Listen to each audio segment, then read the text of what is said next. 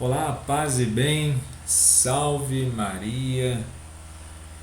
Aqui professor Renan Carrillo, aula 2 desse mini curso sobre a doutrina social da Igreja Católica. Desde já agradeço pela sua atenção e tempo. Se você ainda não é inscrito do canal, se inscreva, ajuda muito, para dar continuidade nesse projeto, assim como deixe aí seu joinha, deixe seu comentário, com dúvidas, perguntas, concordâncias ou discordâncias.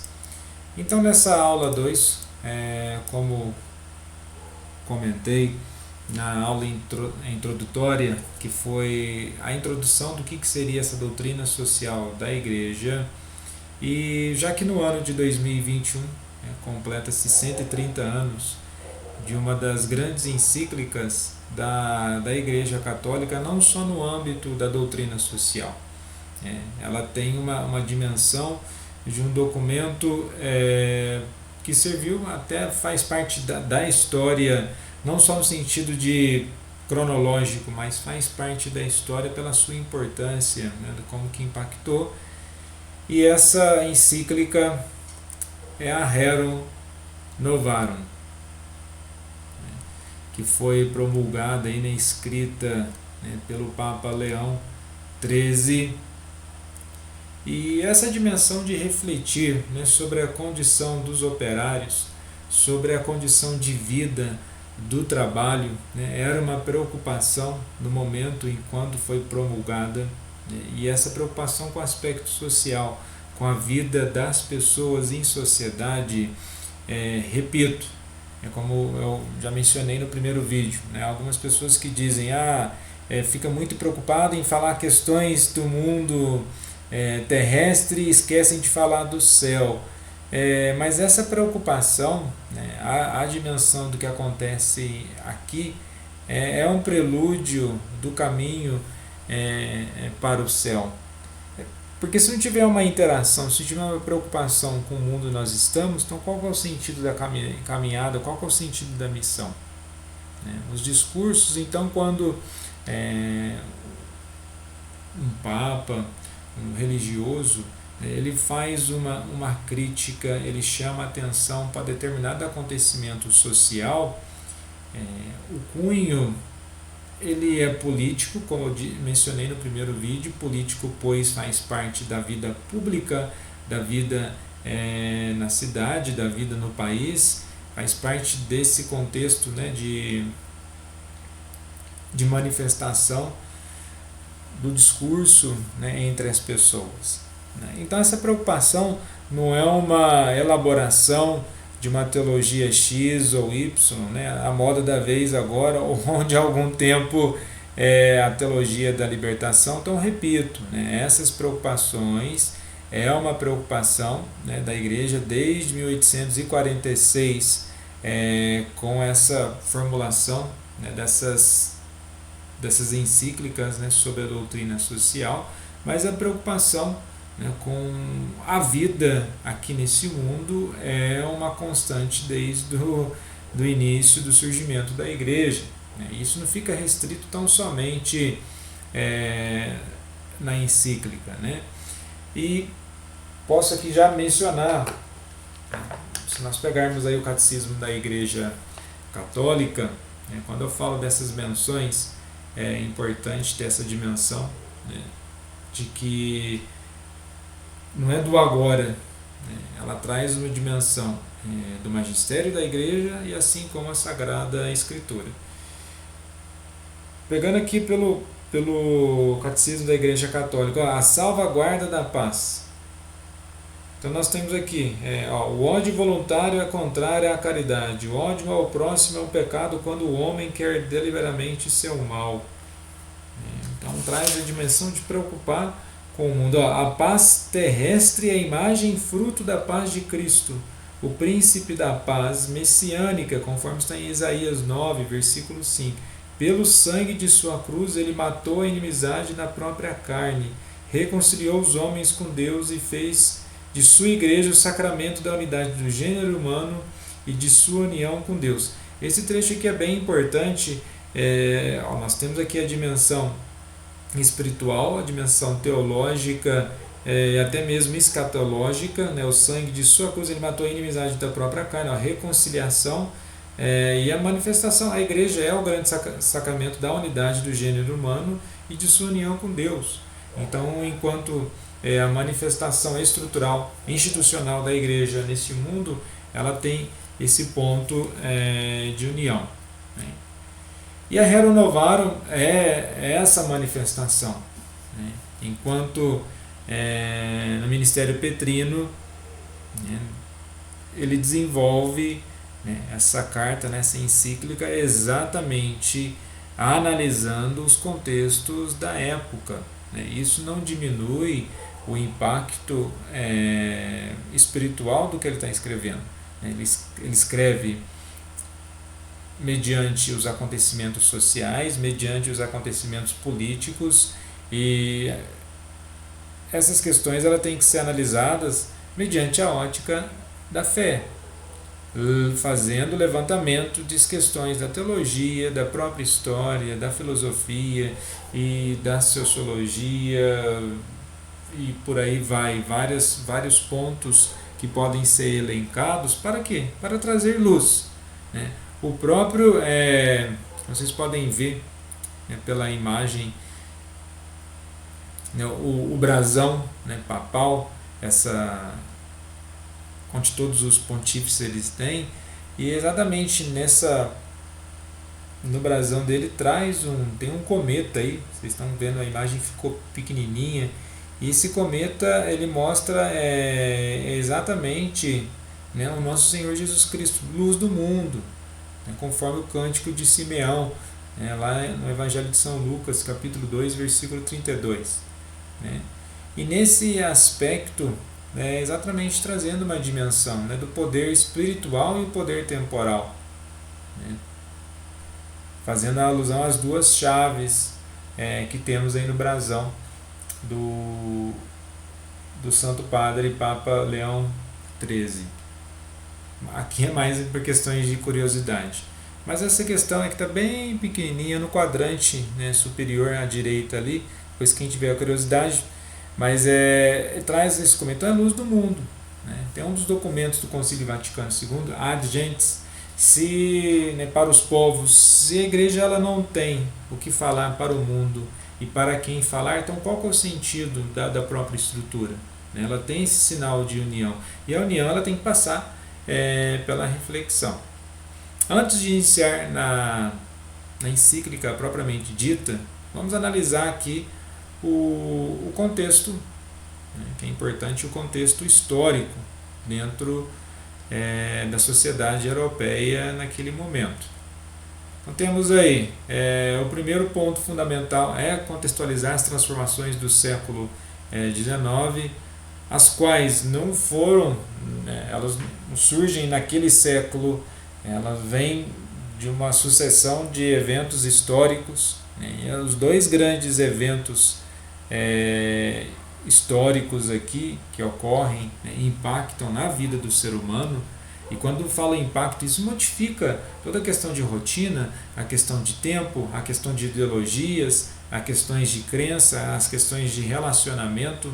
Então temos lá a Revolução Francesa, né, dentro de uma revolução civil, né, nesse contexto já em paralelo, né, as sucessivas guerras por territórios,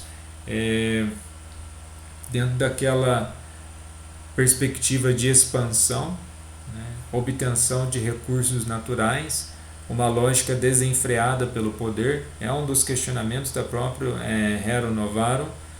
Então, na Revolução Francesa, né, que surge até mesmo dentro de um âmbito anticlerical, né, anti-institucional, com uma grande petelada de um ateísmo ou um teísmo extremista que anula a simbologia religiosa. Então já é um início de mudança, né, paralelo a isso, ideologias maçônicas que vêm com a própria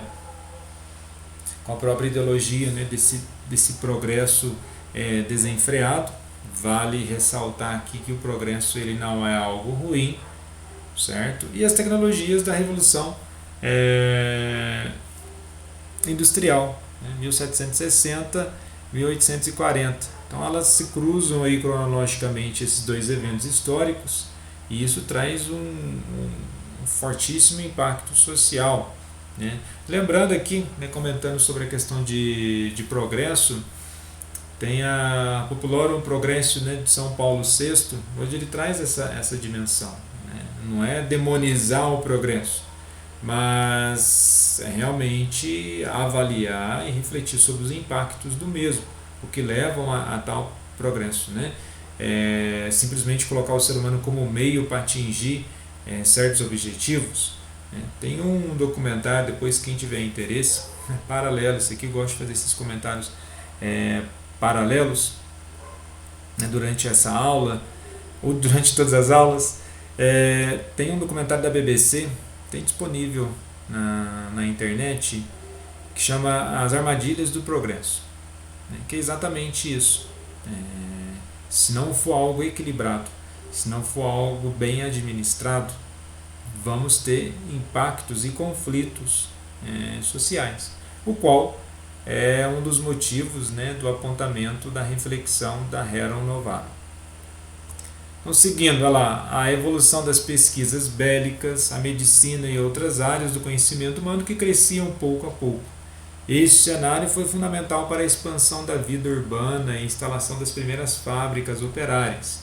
Então surge aqui, né, as condições dos operários. Então tudo isso já traz uma preocupação sobre a dignidade humana, sobre a liberdade humana, sobre o bem-estar social, sobre a distribuição dos recursos naturais e da própria questão da renda. E o liberalismo passou a comandar as relações econômicas do mundo. Como eu mencionei no primeiro vídeo, há encíclicas que vão ali condenar certas ideologias e criticar. E quando faz a crítica ao liberalismo, ele passou a comandar as relações, e essa mão de obra, né, o que nós tínhamos ao longo desse processo, nós tínhamos uma mão de obra, o trabalho braçal, né, numa realidade agrícola, tudo isso muda. Há um fluxo, né, o êxodo, né, para as cidades traz uma quantidade de pessoas, muitas dessas não conseguem um lugar, né, um posto de trabalho, e elas ficam à mercê do azar, né? Eu falei do mercê do azar no primeiro vídeo também. E em qual dimensão é isso? Imagine uma situação, né, saindo do interior, colocando na dimensão da Revolução Industrial. Vamos pegar um cenário ali na Inglaterra, né, cidade de Manchester, cidade de Birmingham, né, cidades, a segunda maior cidade aí da Inglaterra hoje, né, a cidade de Birmingham. Então traz essa dimensão de um crescimento, muitas pessoas, muitas delas, as reservas, né, financeiras que elas tinham, elas vêm para a cidade, elas não têm uma qualificação, né, para trabalhar, e então ela está ali naquele meio urbano, e ela vai fazer o quê? Ela esgota todas as reservas, vivendo em uma condição degradante. A dignidade, novamente, a dignidade humana, a moradia, o acesso à saúde, e tudo isso, né, é uma questão social de preocupação. E na visão, tendo em vista, né, que a igreja é esse sacramento, né, de união entre os homens e Deus, buscando a redenção, a questão da soteriologia, né, a teleologia tomista, que eu vou comentar já já. Então essa mão de obra precisou, como eu disse, se adequar à vida nas cidades e os novos empregos para se manter vivo. Mudaram-se os cargos, mudaram-se os salários, então muda-se toda aquela vida social. E surgem conflitos, né? A mudança é natural, na mudança que surjam esses conflitos, né? E dentro dessa lógica é preciso uma resolução, né? De certo modo, apaziguar os ânimos. Apaziguar os ânimos não é fazer vista grossa, mas realmente procurar, né, buscar um diálogo para que essa situação ela possa ser resolvida.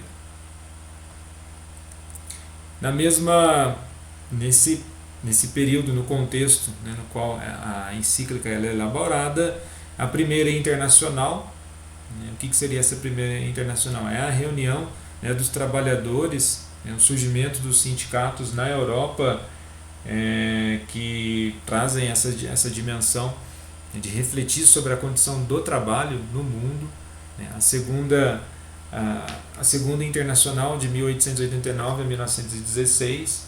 Então a Rerum Novarum, quando escrita em 1891, vocês percebem aí que ela está, né, em todo esse contexto histórico, e nesse surgimento dos sindicatos, né, surge as reivindicações. O pessoal fala, mas o sindicalismo ele é oriundo do universo comunista. Olha, vejamos bem, aqui o comunismo ele ainda não é uma realidade concretizada, tá? O sindicato ele surge mediante exatamente o conflito entre a classe operária e a classe, né, dos donos, né, os proprietários dos meios de trabalho, né, dos postos de trabalho, das fábricas. Né? Tanto que o dia do trabalho, né, o 1º de maio, ele não é iniciado em nenhum desses países da Europa. Né? Ele surge lá em Chicago, nos Estados Unidos, em 1886, fruto, né, da segunda internacional. Né? Há uma movimentação no mundo mediante tudo isso. Se tem um lugar desenvolvendo, tem um lugar enriquecendo e tem uma classe que não está tendo devido reconhecimento, eles vão pedir reconhecimento. Então surgem essas dinâmicas aí. Então, como eu mencionei, o surgimento dos sindicatos. A introdução, né, da Rerum Novarum, né, que quer dizer a sede de inovações, mas quais inovações? Né? O campo aqui de curiosidade, né? Toda a encíclica ela tem, né, o nome ali em latim, e logo no começo ela já traz o que significa. Então a Rerum Novarum, a sede de inovações. O que seriam essas inovações? A sede de inovações que há muito tempo se apoderou das sociedades e as tem numa agitação febril. De tudo que eu comentei aí, Revolução Francesa, Revolução Industrial, Revolução Camponesa, mudanças de moradia, de formas de trabalho e por aí vai. Então tudo isso traz uma agitação febril, né? É realmente muito agitado. Os progressos incessantes da indústria, eu fui colocando grifos da minha parte aqui para chamar atenção nessas palavras aqui. A alteração das relações, corrupção dos costumes, temível conflito, os espíritos estão apreensivos, quão graves interesses estão em jogo. Né? E de fato, muito interesse em jogo. De um lado, se há muito interesse pelo lucro, do outro lado, o interesse pela sobrevivência. Embora o discurso pelo lucro vai dizer também, eu também quero sobreviver, mas essa aceleração frenética, né, do desenvolvimento, né, o discurso o progresso pelo progresso, o desenvolvimento pelo desenvolvimento, realmente algo a ser refletido. Volto na questão, novamente menciono a questão do documentário As Armadilhas do Progresso. Então, dentro desse contexto, quando fala corrupção dos costumes, não é só no aspecto moral, não. Imagine uma pessoa que tinha sua vida pacata, embora ainda muito sacrificante essa vida no campo, ele tem uma certa rotina, um certo ritmo de vida, aquela própria relação com a natureza, com o campo em si. Agora ele vai para um lugar onde a própria densidade demográfica ela já é atenuada, onde a própria questão de aglomeração de pessoas, as dinâmicas, os hábitos, aquilo que ele era acostumado a realizar, né, no campo, ali na cidade não tem mais espaço para isso. Então a corrupção é a degradação e a perda de certos elementos da vida, né, do cotidiano dessas pessoas. Há causas do conflito, né, novas ideologias, né, papel das instituições, né, surgem essas ideologias. Esse aqui é um período, na verdade, se nós formos pegar ali, desde o século, desde o século XVIII, né, essas ideologias anarquistas, socialistas, o próprio conflito com os ideais do liberalismo, né? Então tudo isso traz essa como está aqui, essa agitação febril. O papel das instituições, né? As instituições elas acabam sendo vistas, né? E até mesmo a própria igreja ela acaba sendo criticada nesse período, por isso uma resposta dessa preocupação, né, mostrando que ela não está numa situação elitizada, mas nesse período, né, as classes, nós podemos colocar aqui inferiores, eles vão entender que essas instituições elas não estão para o povo e sim contra o povo, né, mas aí a encíclica e a própria postura pastoral da igreja vai exigir uma resposta, ou seja, a dinâmica social, a dinâmica do tempo, ela vai existir numa resposta da própria igreja, né, dessa movimentação, tendo em vista que é luz, né, o sacramento ele não é estático, o sacramento ele movimenta a vida pessoal da pessoa e a sua vida espiritual. Uma dimensão aí da Rerum Novarum, em termos de contexto, novamente, como sempre, ela é pautada na Sagrada Escritura, mas ela tem, né, referências aí, de outras encíclicas, né? Tem uma influência, né, da origem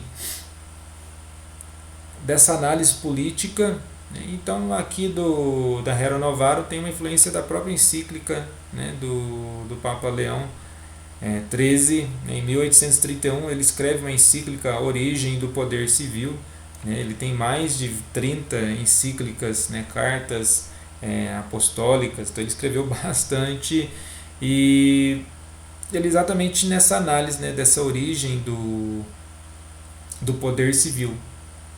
O poder civil ele isolado de uma concepção, né, da verdadeira essência do poder, daquele poder que está para servir, daquele poder que está para construir uma sociedade mais justa, né? Que poder que é esse?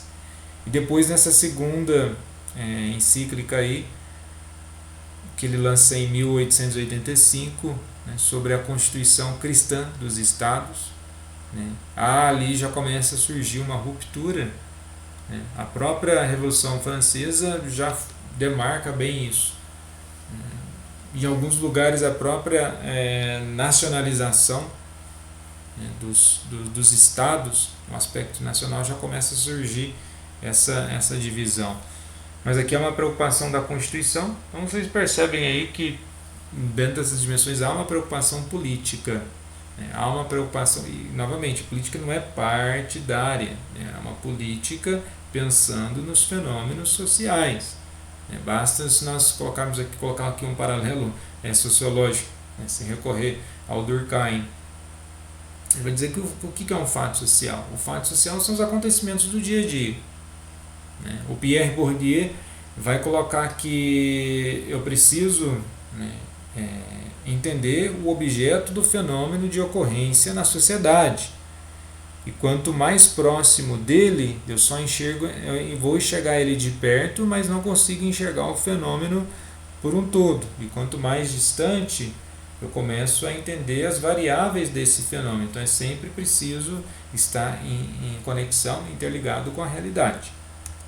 Depois, a Libertas Praetesimum, que é exatamente a liberdade como excelente bem da natureza humana, uma reflexão sobre isso, então ele já traz essa dimensão, então isso influencia na formulação da Rerum Novarum.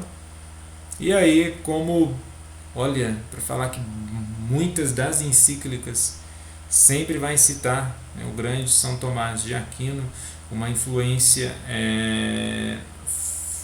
fortíssima. Depois de uma das outras aulas aqui, nós vamos ver um outro tomista chamado Taparelli de Azeglio, que também vai trazer essas dimensões da própria ética, da justiça, né? São Tomás ele traz essa dimensão de uma forma muito profunda. E assim como na aula 1, eu trouxe aquela dimensão. Isso, todas essas correspondências, não só nas encíclicas, né? Aqui no Catecismo da Igreja traz essas dimensões, né, de tomistas, né? E o que ele vai elencar? Né, o que nós vimos na primeira aula, a justiça distributiva e a justiça geral. Né? Um paralelo, se lembrarmos aí da primeira aula, ou depois voltarem ali na aula 1, a dimensão da justiça dentro da Sagrada Escritura. Os conceitos de justiça em hebraico, dentro da dinâmica do povo de Israel, que nós temos a justiça, a Sedeg, quer dizer, a justiça moral, depois tem a Mishpat, que seria essa justiça jurídica, e depois a Esed, que é a justiça da misericórdia. Né? Novamente, uma preocupação. Quando você fala de justiça, você está falando, de certo modo, de política, e quando fala de política pública, né? De realmente harmonizar as tensões entre as questões sociais. Né? E a preocupação, né, de tudo isso é a soteriologia. O que seria isso? Com a salvação do ser humano. Se Aristóteles ele traz a dimensão da teleologia, que é a finalidade das causas, a soteriologia vai dizer que toda a fundamentação de nossas atitudes deve levar para a ação do indivíduo. Então a proposta da encíclica, a proposta de uma manifestação pastoral da igreja tem que ter, né, como preocupação a salvação da pessoa ou a salvação das estruturas sociais. E aí os embasamentos, né, das referências na Sagrada Escritura, né, tanto do Antigo Testamento assim como do Novo Testamento, desde Gênesis, Deuteronômio. Aí nós vamos ali nos evangelhos, né, de São Mateus, São Lucas, São Marcos, né, na carta aos Atos dos Apóstolos, nós temos do Eclesiásticos, nós temos de Provérbios, nós temos a carta aos Coríntios, Romanos. Então, nesse ponto aqui, se vocês quiserem, nesse momento, aí, pausar o vídeo, né, para pegar essas referências, né, tira um print da tela, para depois para servir como estudo nas próprias Sagradas Escrituras. Mas não, mas eu vou estar olhando para o quê? Né? Qual que é o teor desses versículos, dessas passagens? Exatamente trazendo uma reflexão na dimensão da paz, da justiça, advertências contra a injustiça, a ordem social, a misericórdia, a questão da comunhão, a questão da partilha, a organização social, a prática do bem comum. Então, em todas essas dimensões. Né? Ali na carta de São Tiago, você já, na hora que já bateu o olho, a questão do salário, né? A justiça do salário, não tirar proveito, né, do salário de uma condição social, né, extremamente importante. Então, isso aqui é o campo introdutório da Rerum Novarum. E agora, né, a Rerum Novarum propriamente dito, é interessante analisando as partes, ou fazendo comentários aqui acerca da própria encíclica, certo? O próximo vídeo nós vamos dar ali um salto histórico, nós vamos para 40 anos do lançamento da Rerum Novarum. Nós vamos lá para 1931, no 40º, com a encíclica 40º ano do Pio XI, que vai realmente, né, tratar dessas dimensões, né? O que de fato mudou? O tempo passou, as situações do tempo, né, situações históricas, as ideologias mudaram, e aí, né, como que a igreja ela está se manifestando, né, a instituição, como que ela está se posicionando, né, e a efetividade da própria pastoral, né, não é simplesmente falar, né, é preciso o engajamento, certo? E aí, na encíclica em si, até coloquei, quando eu falei que o Papa Leão XIII ele escreve muito, temos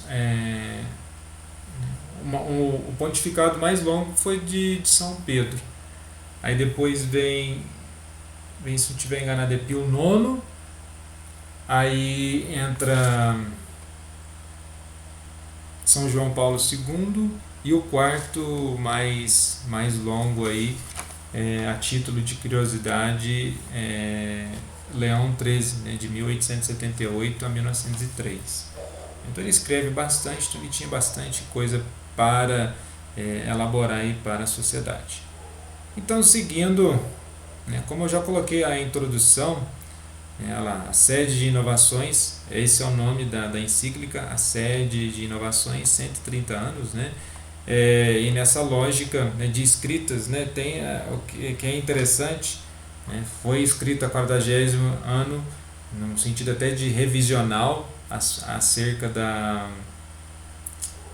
do lançamento dessa encíclica. Depois tem a 80ª Advenis de São Paulo VI, né, dos 80 anos, e depois tem os centésimos anos com São João Paulo II, né, novamente refletindo.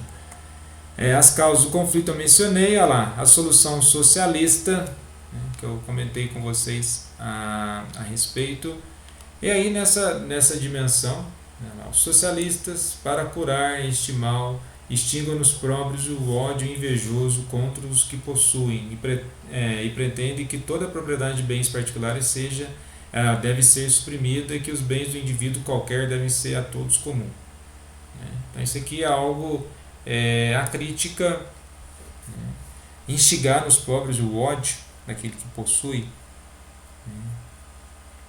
gira um espaço da intolerância, complicado.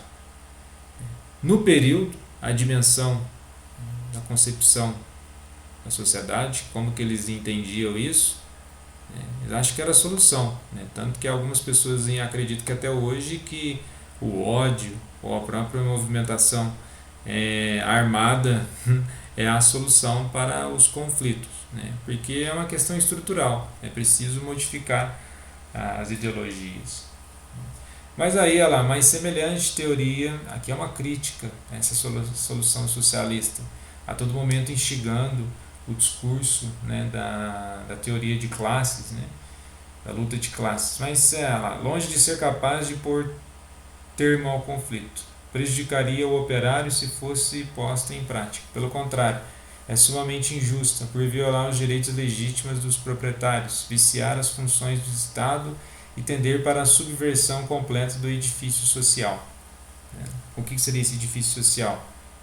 Ele tem que equilibrar as situações, porque por mais que as condições salariais elas sejam injustas, o direito da propriedade ele não ocorreu, ou ele pode não ter ocorrido num sistema injusto. É preciso mudar as estruturas sociais? Com certeza.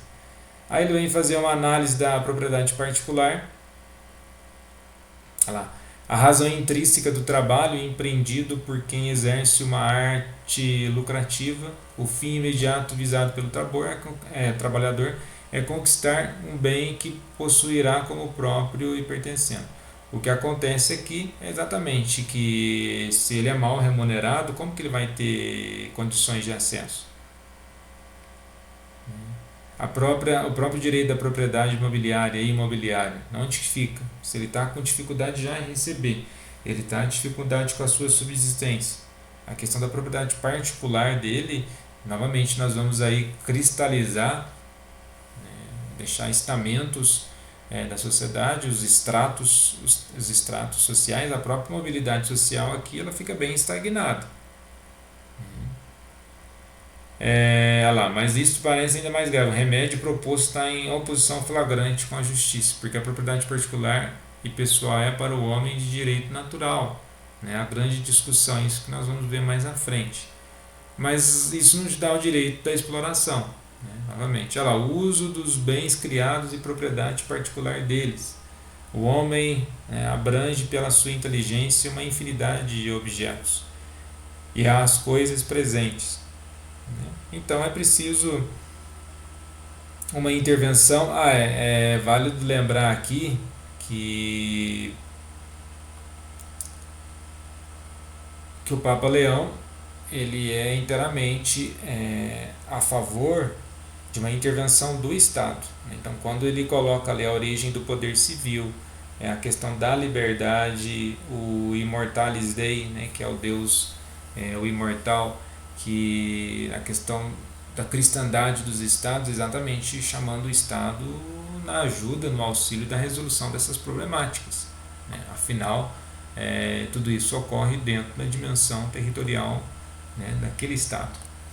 A propriedade sancionada pelas leis humanas e divinas, a força desses raciocínios é de uma evidência tal que chegamos a admirar como certos partidários de velhas opiniões podem ainda contradizê-los, concedendo sem dúvida ao homem particular o uso do solo e o fruto dos campos, mas recusando-lhe o direito de possuir. A grande crítica, como eu já mencionei aqui, você explora no trabalho, você diz que a propriedade é um direito natural, mas você não cria oportunidades reais naquele trabalhador do direito de possuir. Então sempre fica destinado a uma classe, é uma crítica. A família e o Estado, a própria concepção. Lembra que eu mencionei a questão, né, da vinda dessas famílias para a cidade?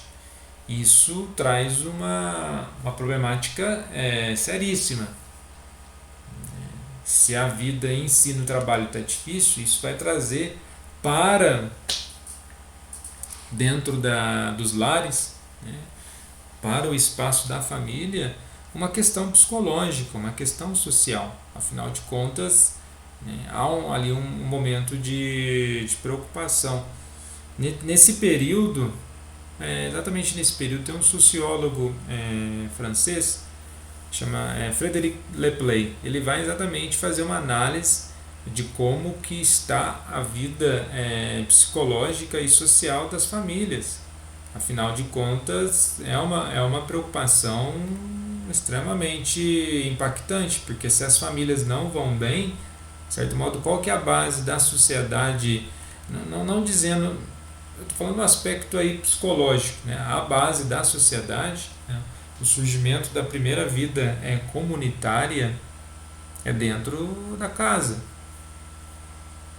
Então é preciso entender essa dinâmica, porque senão você fica numa situação, se essa vida está precária, então como que você faz para a lógica, a dinâmica da vida das pessoas? Né? Então essa é uma dimensão a ser entendida aí. Ok? Então, dando sequência, o comunismo, princípio de empobrecimento. Depois, mais à frente, nós vamos ver essa questão do comunismo, que coloca todos em um padrão de vida. Essa própria concepção é bem defeituosa e distorcida da ditadura do proletariado. É uma concepção bem funesta, e a palavra communio, né, de comunhão, louvável, né, mas o comunismo em si, na sua forma ateísta, materialista, ela aí vai trazer uma dimensão preocupante, a qual era bem preocupante aí na encíclica. Então realmente é preciso, né, entender nessa dinâmica essas dimensões, que existem ideologias ao qual ele vai tratando, né, uma por uma. Por tudo o que nós acabamos de dizer, se compreende que a teoria socialista da propriedade coletiva deve absolutamente repudiar-se como prejudicial àqueles membros a que se quer socorrer, contraria aos direitos naturais dos indivíduos, como desnaturando as funções do Estado e perturbando a tranquilidade pública. Novamente vem pela a concepção da época. Ainda as instituições, a desconfiança das instituições. Não que nos dias de hoje essas instituições elas não sejam questionadas, né? Há desconfianças acerca das instituições. Mas volta na questão da propriedade coletiva, não só a propriedade coletiva, a propriedade privada, né, as dimensões das relações sociais, a própria lógica de produção, né, como que isso seria produzido, né, a retirada de certos valores, o equilíbrio dos direitos. Então é uma dimensão complexa, né? Então esse princípio de empobreciimento, né, de certo modo, né, aqueles que têm uma, uma a lógica aqui que vai ser bem assim complicada é exatamente, antes de terminar a conclusão do outro raciocínio, eles vão entender que aquele proprietário ele sempre obteve o seu lucro mediante a exploração. Então é algo que tem que ser analisado. Então imagine, ele faz essa dimensão de entender que aquele enriqueceu unicamente pela exploração, né? Isso é inteiramente justo pensar dessa forma. Então, o pobre é pobre porque o rico é rico. É um questionamento aqui. Aí cria-se uma utopia, né? Que se tirando certa pessoa do poder, fazendo determinada coisa, vai resolver a questão. E não é por aí, né?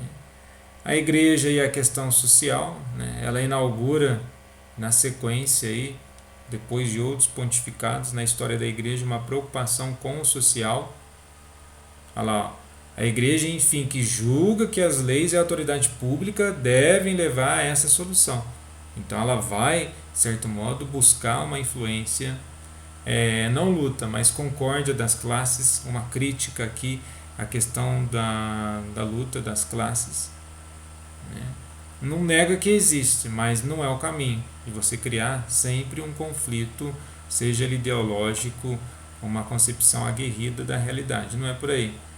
Obrigação dos operários e dos patrões, né? Resumindo aqui, olha lá, quanto aos ricos e aos patrões, não devem tratar o operário como escravo, mas respeitar nele a dignidade do homem, realçada ainda pela do cristão.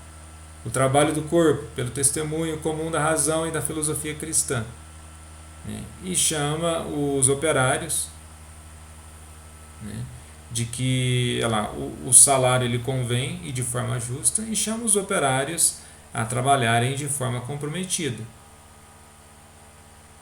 E de fato tem que ser para os dois lados essa relação.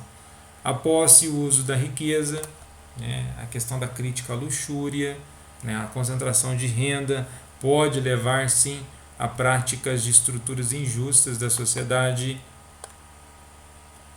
Então é preciso ter essa concepção.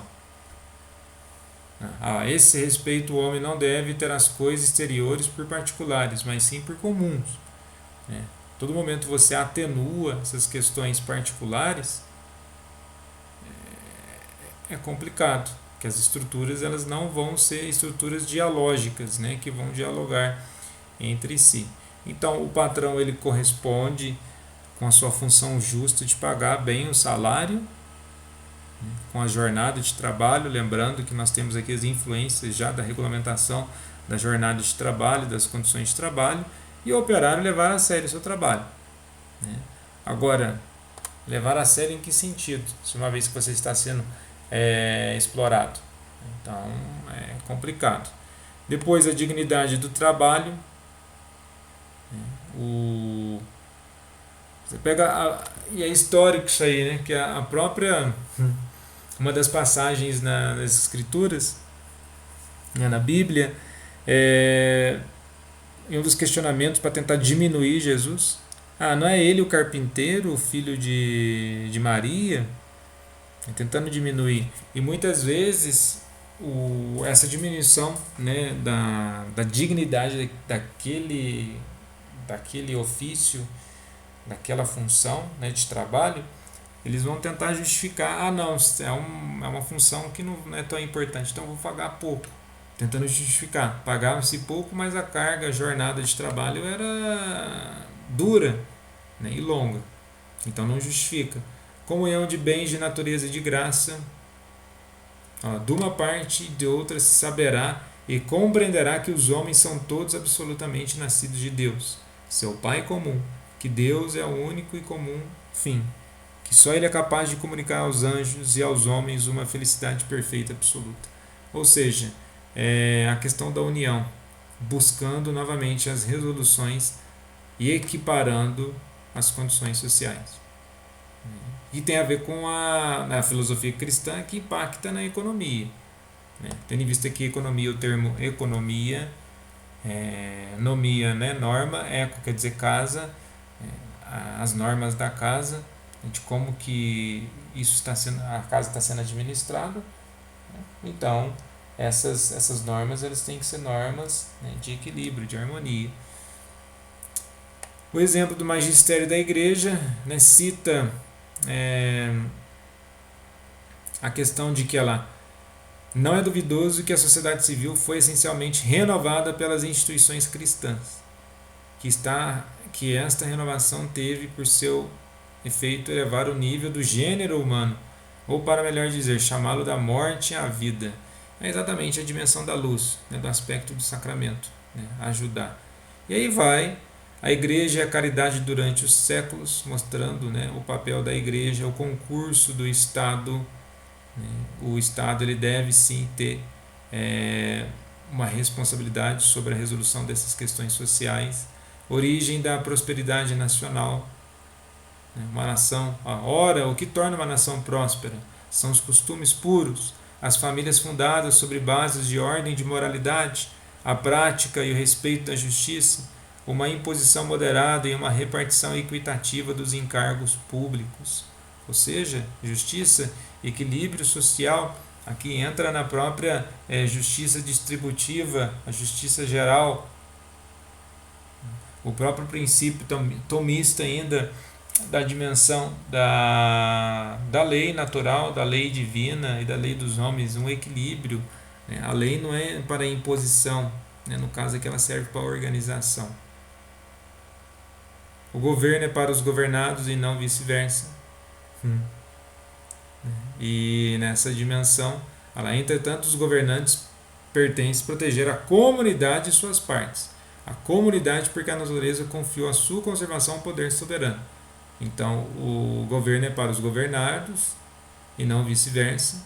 Ou seja, eles funcionam a favor do povo, mas as estruturas de poder, infelizmente, muitas vezes bloqueiam essa noção de função do Estado. Obrigações e limites da intervenção do Estado. A hora importa a salvação comum e particular. A intervenção do Estado é essa, a importância, a preocupação é da salvação comum e particular, do indivíduo e do grupo. O Estado deve proteger a propriedade particular, mas não só a propriedade particular, mas a vida. Impedir as greves. Esse campo aqui, você fala, nossa, então ele é contra a greve. Olha lá, o trabalho muito prolongado e pesado e uma retribuição mesquinha dão, não poucas vezes, aos operários ocasiões de greves. E preciso que o Estado ponha cobro a essa desordem grave e frequente, porque essas greves causam dano não só aos patrões e aos mesmos operários, mas também ao comércio e aos interesses comuns. Então, se for analisar, não que ele seja o remédio, portanto, nesta parte mais eficaz e salutar é prevenir o mal com a autoridade das leis e impedir a explosão, removendo a tempo as causas de que se prevê que não há de nascer os conflitos entre os operários e os patrões. Então, no artigo da Constituição Federal, salvo engano, é o artigo 9, que prevê essa questão da greve, e o que ele coloca aqui de impedir, porque nós sabemos aí o que acontece. Ele não está falando que não tem o direito, ele está falando de impedir, mas olha o termo que ele fala, de impedir não simplesmente por impedir, mas que já busque eficaz, salutar é prevenir o mal com a autoridade das leis e impedir a explosão. Impedir a explosão é exatamente tratar aquilo que precisa ser tratado com dignidade. Proteger os bens da alma, não só material. O quantitativo do salário dos operários. Olha lá, referimos à fixação do salário. Ele não pode ficar variando, que a pessoa tem que ter uma consistência e um ganho contínuo. A economia como meio de conciliação das classes. Por que eu falei da economia? Norma da casa. Tem que trazer soluções, benefícios. Não um benefício pelo benefício gratuitamente, mas um benefício que coloque a par as condições, né, sociais. Na sequência, benefício das corporações, né, o que ele propunha aqui, o corporativismo, pensando no grupo, pensando na comunidade, seria um dos caminhos de saídas e uma contraproposta às concepções socialistas e comunistas. As associações particulares e o Estado, né, aqueles pequenos grupos, né, eles estariam vinculados ao Estado. As associações operárias católicas, isso aqui foi extremamente importante. Certamente em nenhuma outra época se viu tão grande multiplicidade de associações de todo gênero, principalmente associações operárias. Não é, porém, aqui o lugar para investigar qual a origem de muitas delas, qual o seu fim e quais os meios que tendem para esse fim. Mas é uma opinião confirmada por números e indícios que elas são ordinariamente governadas por chefes ocultos. Ou seja, pode existir ali uma associação, mas tem que ter transparência, né, e compromisso com a verdade. Disciplina e finalidade dessas associações. Né, qual que é a disciplina? Para que ela serve? Como que ela tem a sua prática? É uma prática transparência? É de uma sábia e prudente disciplina? Ou simplesmente uma associação pela associação, para tirar dinheiro do associado e do sindicalizado? E o convite para os operários católicos se associarem, criarem as associações católicas, que vincula, sim, e entrelaça a dimensão da espiritualidade e a dimensão material do dia a dia. E a solução definitiva, a caridade. Vede, veneráveis irmãos, por que meios esta questão tão difícil demanda ser tratada e resolvida. Tome cada um a tarefa que lhe pertence, e isto sem demora, para que não suceda que, adiando o remédio, se torne incurável o mal, já de si tão grave. Repito, olha, para que não suceda, adiando o remédio. Então, a caridade é realmente buscar resolver essas questões. E a questão ela não vai resolver num passe de mágica. É preciso uma intervenção, é preciso um diálogo com a realidade. E por isso, né, que a dimensão da Rerum Novarum traz exatamente isso. Né, essa proposta de reflexão. Vocês percebem ali que traz a dimensão dos operários, essa questão do trabalho, que é algo muito preocupante. Imaginem hoje no nosso país, com a quantidade de desempregados que nós temos, a pessoa não tem uma certeza de como que ela vai subsistir, não só existir, subsistir. Né? A preocupação era dupla, né? Existir, né, com a questão da própria pandemia, e depois subsistir com a questão do trabalho. Né? Como subsistir onde a sua existência ela está em risco, e como existir se a sua subsistência também está em risco. Né? Então são realidades conflitantes. Você pega toda essa dimensão, sempre tem como fundo, né, quem aí já teve curiosidade de ler outras encíclicas, se vai tratar de uma questão social, não está deixando de falar da questão espiritual, questão de fé. Né? Então, quando muitas vezes de uma forma bem errada e sem fundamentação criticam, né, o Papa, o Santo Padre, o Papa Francisco, né, dizendo que ele está indo para tal ala, uma ala mais chamado até de comunista, né, de uma forma meio absurda, né, mas falar até papagaio fala, né, costumam dizer por aí, mas ele traz dimensão e está dando sequência nos documentos do próprio Concílio Vaticano II. Né, aí se a pessoa é sede vacantista, é uma outra questão, uma discussão para um outro momento, mas ele está dando sequência, né, e é embasado nesses documentos que trazem uma preocupação com a realidade. Se a igreja não tem com quem conversar, se ela não tem o que dizer para o mundo, qual é o sentido da pastoral? Né? A intervenção. Lembra do conceito tomista da soteriologia. Né?